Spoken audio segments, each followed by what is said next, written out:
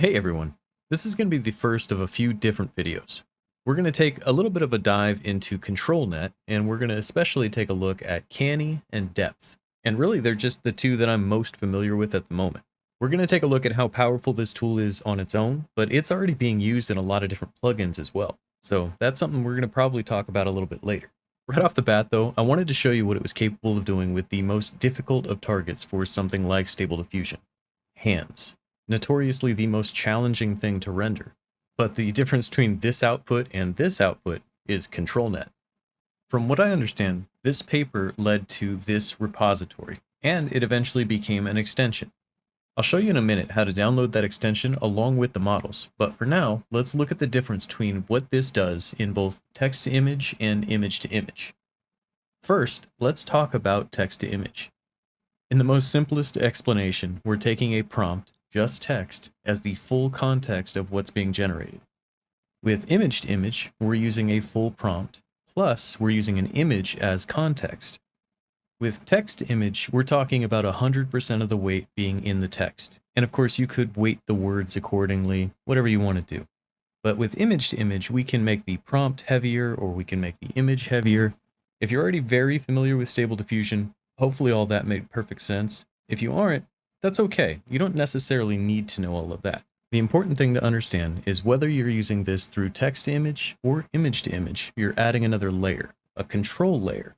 And all of the settings pertaining to ControlNet are pretty complex, but you'll get the hang of it very quickly.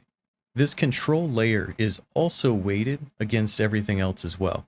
So I'll play around here with some wild scenarios, but you'll be able to play around with this on your own and probably have a lot of fun with it. Now, all my videos assume you're using the automatic 1111 repository. You're going to want to install the extension. You could do this the old-fashioned way. You could do it directly through the Extensions tab. It's pretty easy. You just search for it and click Install. If you want to do it the GitHub desktop method, you could follow that method as well. If you have no idea what I'm talking about, there's a really cool tutorial to follow. Shout out to me for that. But that'll help keep things up to date in the future as you make things way more complex. But regardless of the install method you want to use here, the next thing you're going to want to do is grab the models. Now, if space is an issue, you may not want to grab all of them. There's a lot of them. You're going to definitely want to experiment on your own. There's a lot of really cool stuff. In this video, we're really going to talk about two of the main ones. Some interesting ones you might want to play around with would be like Scribble or HED.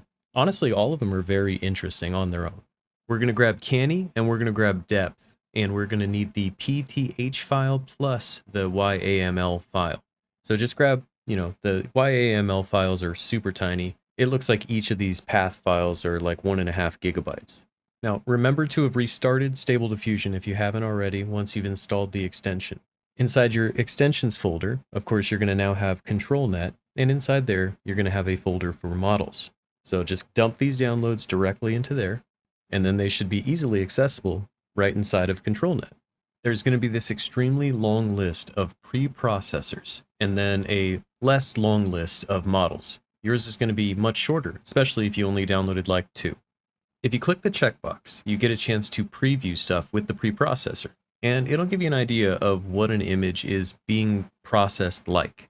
Now, you don't have to go out of your way to download preprocessors, but the first time you use one, the system is going to download something for you. So you should be careful if you're going to experiment. Just be aware it's going to start downloading a lot of big stuff. As you can see, the first one we took a look at was Canny, which gives you kind of an outline of what your image is.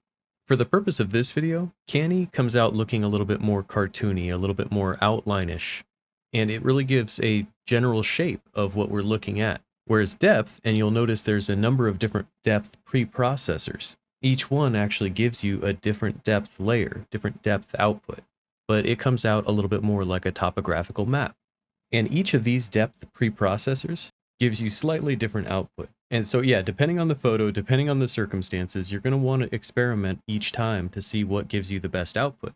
But what you're going to notice is when you put in the time, you can get some really cool output. Now, for this video, I'm not going for photorealistic. I just want to show you the power of this tool, and you can take it and run. So let's mess around with the different settings and see the different outputs. To try it yourself, the very first thing you want to do is make sure you check the box that says Enable. Otherwise, it's just not going to do anything, no matter what settings you put in there. So do that first, And then you want to match a preprocessor to a model. Hopefully a preprocessor and a model that makes sense or are compatible with each other, because the model is looking for a certain type of input. But I suppose different combinations might actually give you different results, so there's really no rules. As we're experimenting here with man jumping, we're using the image you see, we're using a depth model, and we're using a depth preprocessor. You can use whatever sampling method, whatever model, whatever sampling steps you're most familiar with. But you'll notice that ControlNet does what it says. It takes control. It definitively directs the output of your model. And so, yeah, it's great if you want a certain pose or a certain look or a number of other things. I can't really overstate how powerful it actually is in terms of latent diffusion. And of course, I've picked for us some ridiculous targets. This pose is not something that the model is going to be really familiar with. And if, unlike me, you pick something way less ridiculous, you're bound to get some really photorealistic output sometimes. Now, even though we're still just using text to image and we're just using the prompt of woman, you can see how much control ControlNet actually takes. And in the ControlNet settings, the thing you're going to probably want to move around most is the ControlNet weight, because that'll really impact how much control ControlNet has in a lot of cases. It seems to have a different impact with Canny than it does with Depth, and actually each of them, it's a little bit different.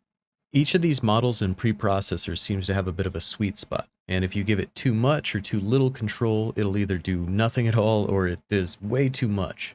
But one of the reasons I picked both Canny and Depth is you can start with a weight of around 1 and achieve some really good results. But if you want to tighten it or loosen it up a little bit, feel free to give that a try and see how that works for your purposes.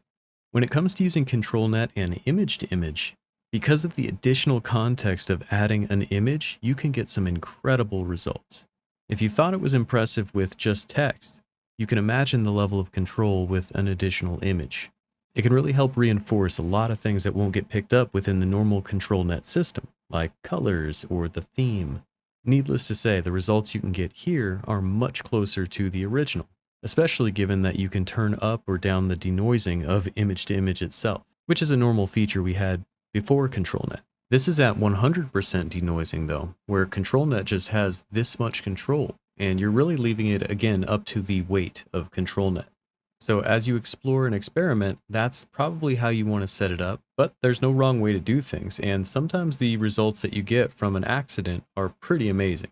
You know, like this, for example, I thought this was a cool picture, a little bit scuffed on the chin there, but then I noticed I didn't have a prompt, like at all. So I was really just using image context, ControlNet context, and I don't know what.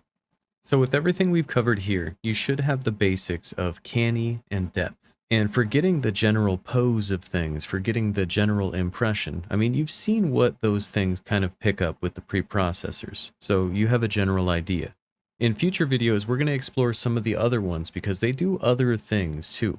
ControlNet is a very unique tool, and there's a lot of different preprocessors and a lot of different models that do very weird things. So we're going to use future videos to kind of explore some of those unique features. But for a lot of people, especially people just getting started with ControlNet, this is probably the easiest way in, and an easy way of using some existing pictures or even some existing AI art that you've created to kind of reimagine it and redesign it as many times as you like until you get it perfect.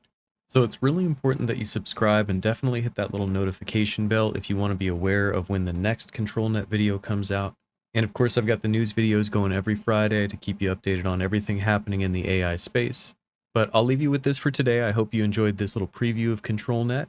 If you have questions, definitely hit me up in the Discord or in the comments below. But as always, I appreciate your time here with me today. Thanks for watching.